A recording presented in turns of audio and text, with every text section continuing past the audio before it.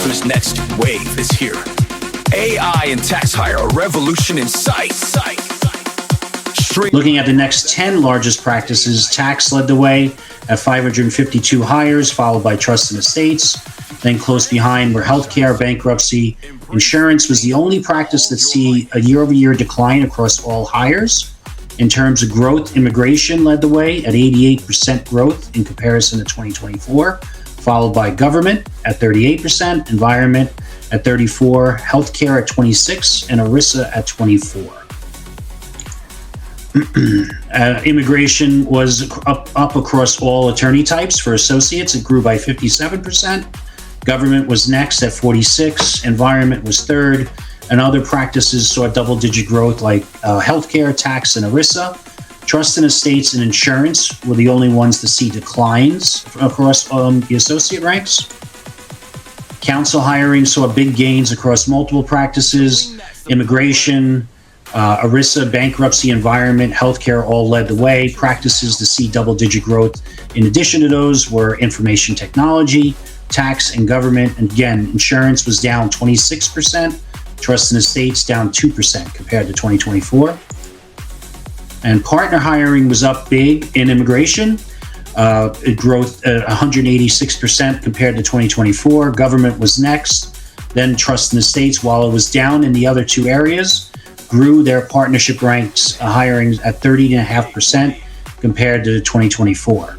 Other practices with double-digit growth were healthcare, environment, bankruptcy was flat, tax, IT, and insurance were practices that declined in this area in 2024. With the growth in AI, we added the specialty of artificial intelligence in the early part of 2024 to account for the increase in law firms hiring and calling out their expertise in AI. AI has grown fast in numerous ways. The growth in lateral hiring is mirroring that. Lateral hires within this specialty across all attorney types was up 68% in 2025 compared to 2024. We saw associates leading that most of that growth at 106% growth, while partners and counsels also saw sizable gains. While hires slowed in Q4, we compared to the first three quarters of 2025, job openings increased as we headed into 2026. This was pulled together from our recent quarterly jobs report. In the AMLA 200, we saw an increase of 26% in job openings in December 2025 compared to December of 24. Job closures also rose, but only at 8%, meaning net open jobs increased year over year as we're heading into 26. Other trends to keep an eye on, corporate and real estate openings increased by 33% and 20% respectively. And job postings where the requirements are calling for some sort of AI specialization are also surging. They're up almost 200% in comparison to last year. And within Q4, comparing Q4 to Q3 of 25, there was a 40% increase in new job openings involving AI. Any other questions or any other comments that anyone has with respect to the hiring gains this year? Tim, do you want to jump in a little here? Well, I'll just say the firms that are hiring, let's say, in all cyclical practice, like litigation right now, 2 years from now, we're going to be wondering why they can't keep their people.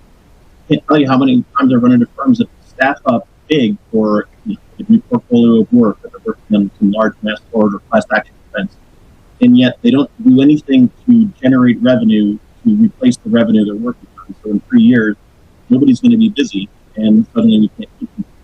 Right? It happens in every cyclical practice. So name them. What's going to happen is when there's a high spot too, is people who know there's a trough coming, progress knows there's a coming. The best time for them to move is right then and get a guarantee across the street for the next couple of years they'll ride out the storm. So there are economic considerations behind all this. Not just are we able to keep our people because our competitors are paying more. Sometimes it's absolutely within our control if we understand what's going on.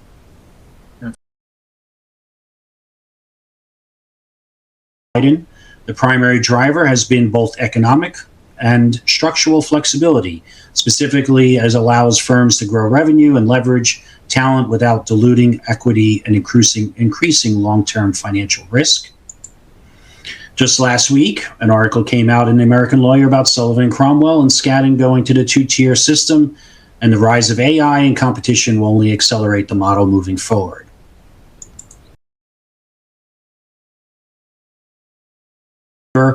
This is all the companies currently in the legal industry incorporating some form of AI in their products. There are over 700 products here. I often say that we've been doing AI before AI was cool, but firms definitely spent a lot of time and money in 2025 looking at AI and which tools were the right ones to help drive the most efficiencies at their firms. Some spent big. There's a rise in firms hiring engineers and AI specialists to do a lot more of this work in-house. AI is no longer optional. Clients assume firms are using it. Some estimates have AI legal market at just over $2 billion in 2025, with the potential to reach $8 to $10 billion by 2030. The benefits of AI are being seen across numerous areas of law firm, talent management, client service, research, contract review, litigation, corporate and compliance, as well as numerous back office tasks are being effective with the use of AI. Bloomberg put out a report on AI back in spring of this year that shows an increase in usage by attorneys. 64% of those surveyed are using AI for legal research. 39% are using AI to draft internal and external communication. 37% of them are using it for summarizing legal narratives. The report found that younger attorneys, not surprisingly, are using it more, but over 50% of all attorneys in every age group, regardless of years in practice, were using AI to some degree. Again, the report was from the spring, so it's almost a year old. So you can imagine numbers have certainly increased. Over the summer, SharePoint did a survey in collaboration with Ari Kaplan of mid-sized law firms, and we saw similar responses to the Bloomberg report. 63% of law firms surveyed have officially adopted some sort of AI program and policy in their firms. The most popular AI tool being implemented is Microsoft Copilot.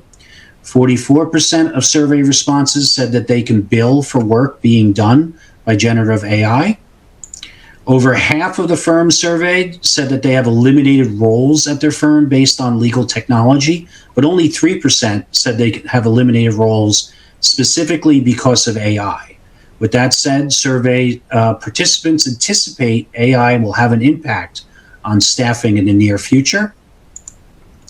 94% of participants directly attributed some increase in revenue and improved client service because of their adoption of legal technology.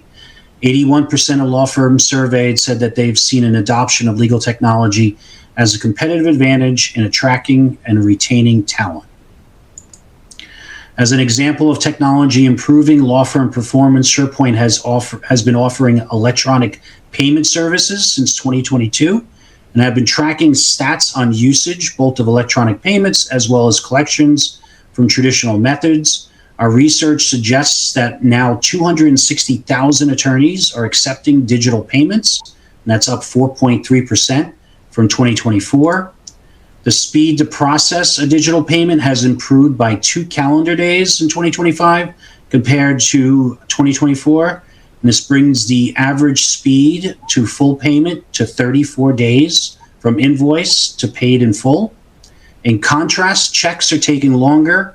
In 2025, the average time to get paid for checks increased by 4 full days, bringing check payments up to 80 days from invoice to payment in full.